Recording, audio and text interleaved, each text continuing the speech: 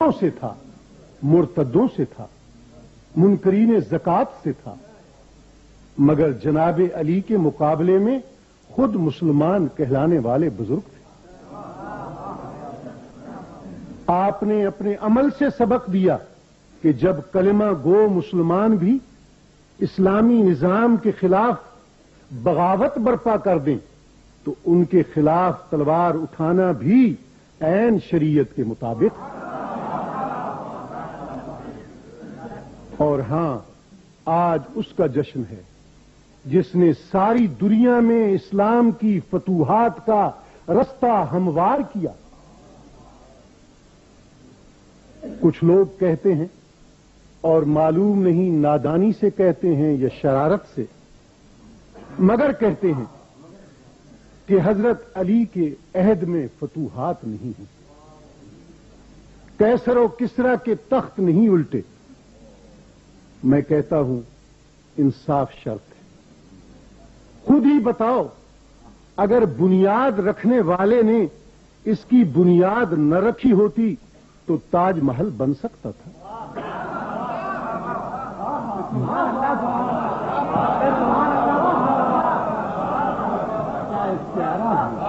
बीज बोने वाले ने बीज न बोए होते तो फसल कट सकती थी। अगर बद्र ओहद और खैबर और खंदक के मार के सर न हुए होते, जुल्फकार हैदरी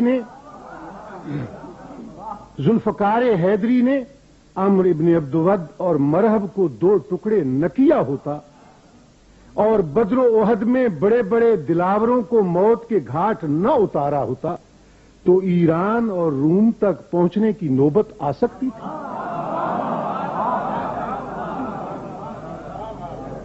ज़रबे यदुल्लाही को इस्लामी फतूहात की तारीख से निकाल दोगे तो बाकी ही क्या बचेगा।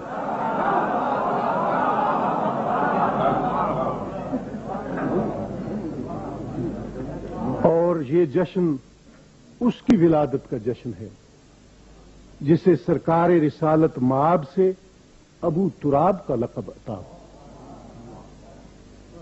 अबू तुराब के लफ्जी मानी मट्टी के बाप के हैं। कहते हैं जनाब अमीरुल मोमिनीन मस्जिद नबवी में नंगे बदन लेटे हुए थे। आपका जिस्म अक़दस खाक आलूद था कि सरकार रिसालत माब तशरीफ लाए, और आपने फरमाया, ए मट्टी के बाप, ए अबू तुराब, उठ बैठिए।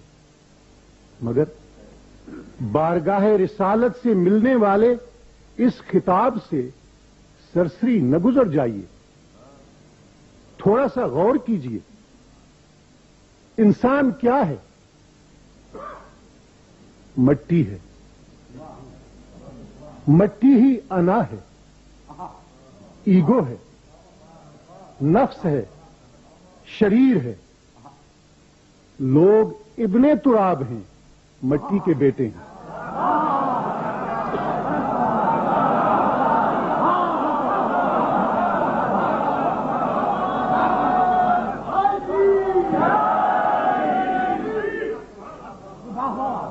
लोग इब्ने तुराब हैं, मट्टी के बेटे हैं, नफ्स के गुलाम हैं, अना के मरीज हैं।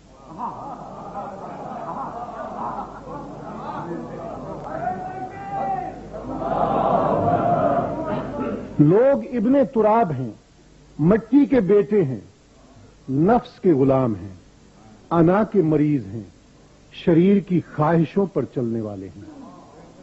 मगर अली अबू तुराब हैं, मट्टी के बाप हैं, नफ्स की बागें उनके हाथ में हैं।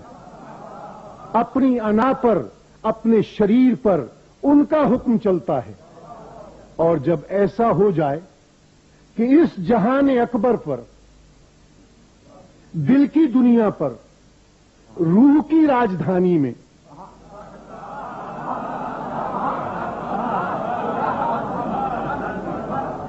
और जब ऐसा हो जाए कि इस जहान अकबर पर, दिल की दुनिया पर, रूह की राजधानी में कोई हुक्मरान बन जाए تو پھر باہر کی دنیا جو جہان اصغر ہے آپ سے آپ اس کے تابع فرمان بن جاتی ہے. پھر وہ اشارہ کرتا ہے اور ڈوبا ہوا آفتاب پھر سے سامنے آ جاتا ہے. اقبال نے اسی بات کو اپنے شعر میں یوں ادا کیا کہ ہر کے در آفاق گردد بو تراب، ہر کے در آفاق گردد بو تراب، باز گرداند ز مغرب آفتاب. اور آج کا جشن اس کا جشن ہے جس کی اولاد جیسی اولاد چشم فلک نے نہیں دیکھی. تاریخ کسی ایسے دوسرے خاندان کو پیش نہیں کر سکتی جو حکومت میں نہ ہو مگر پھر بھی دلوں کا حکمران ہو، جس نے ظلم و ستم اور آمریت و استبداد کے ہر دور میں لگاتار قربانیاں پیش کی ہوں.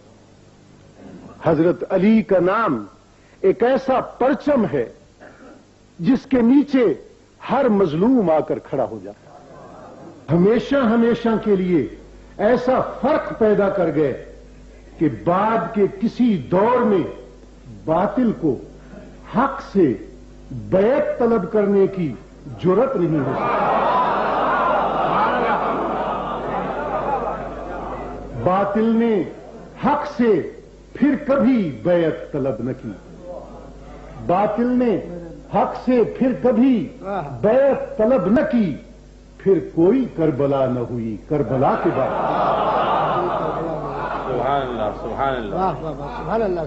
جب بنو امیہ اور بنو عباس کے حکمرانوں نے ظلم کا بازار گرم کر رکھا تھا تو یہ خانوادہ رسول اور علوی خاندان کے چشم و چراغ ہی تھے جو اپنے گریبانوں کا پرچم لے کر اٹھے اور مظلوموں کی آواز بن گئے. امام حسین کے پوتے جناب زید نے ہشام کے دور کے خلاف تحریک منظم کی اور حضرت امام حسن کے پوتے جناب نفس زکیہ نے منصور عباسی کے بالمقابل جان کی بازی لگا دی. اور دور کیوں جاتے ہو، امام خمینی کو دیکھ لو. ایک شہنشاہ وقت کو اس بوریا نشین درویش نے جس طرح شکست فاش دی ہے وہ تاریخ کا کوئی کم عجوبہ ہے. اس طرح جب جب تاریکی بڑھی، خاندان رسالت سے، خانوادہ سادات کے افق سے، اس طرح جب جب تاریکی بڑھی، خاندان رسالت سے، خانوادہ سادات کے افق سے ایک نہ ایک ستارہ ٹوٹا اور اس نے اپنی روشنی سے روحوں کی نگری میں اجالا کر دیا.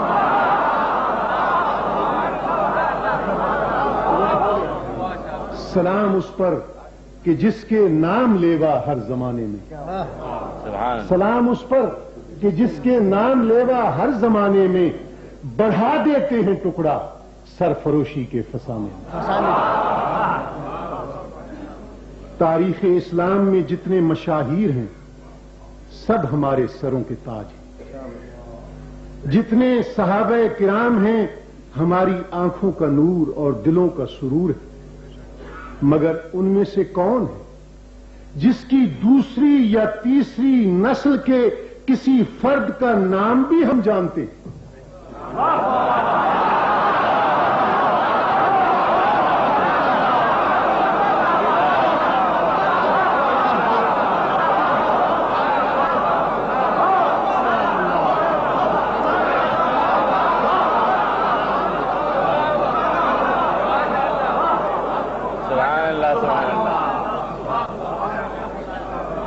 تاریخ اسلام میں جتنے مشاہیر ہیں سب ہمارے سروں کے تاج ہیں۔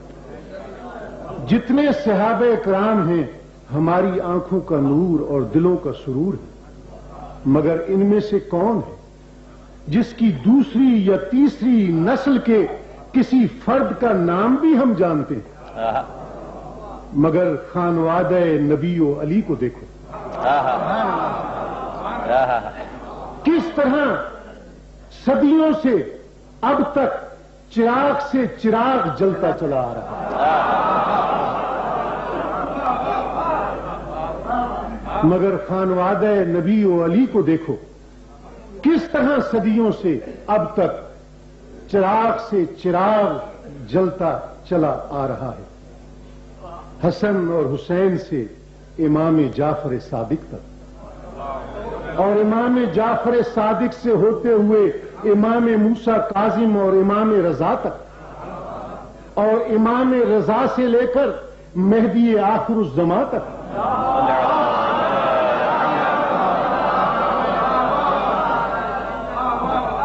کتنے چاند ستارے ہیں جو آسمان اہل بیت پر جگمگ جگمگ کر رہے ہیں۔ شگفتہ گلشن زہرا کا ہر گلے تر ہے، کیا کہنا شگفتہ گلشن زہرا کا ہر گلے تر ہے، کسی میں رنگ علی ہے کسی میں بوئے رسول۔ سبحان اللہ۔ اور آج اس کی ولادت کا جشن ہے جس کے بارے میں میرے مرحوم دوست بلکہ مظلوم دوست حضرت جوش ملی آبادی نے کہا، اور کیا خوب کہا۔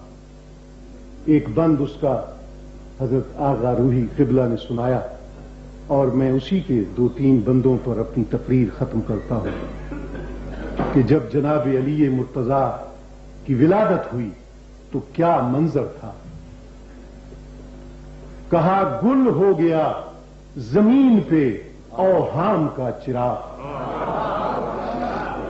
گل ہو گیا زمین پہ اوہام کا چراغ، اور تشکیک سے یقین کو حاصل ہوا فراغ، اور جھوما نسیم عقل سے نوع بشر کا باغ، اور اترا دماغ دل میں تو دل بن گیا دماغ، اور یہ خرد پہ صبح کی سرخی عیاں ہوئی، اور یہ آئے تو حریم نظر میں اذاں ہوئی، اور سرمائے روزگار کو زرعی قبا ملی، اور انسانیت کو دولت صد ارتقا ملی، اور ہستی ہوئی قدر کے گلے سے فضا ملی، اور آغوش میں رسول کو اپنی دعا ملی، اور جیسے ہی نصف نور ملا نصف نور سے اپنے کو کردگار نے دیکھا۔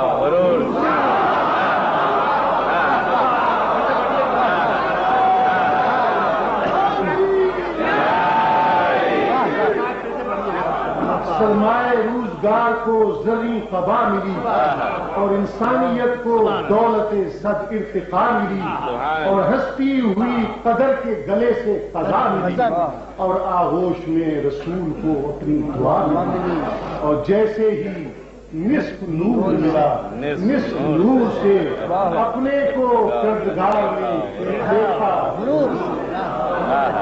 اور منبر پہ آفتاب تکلم عیاں ہوا، اور موجے میں غدیر لیے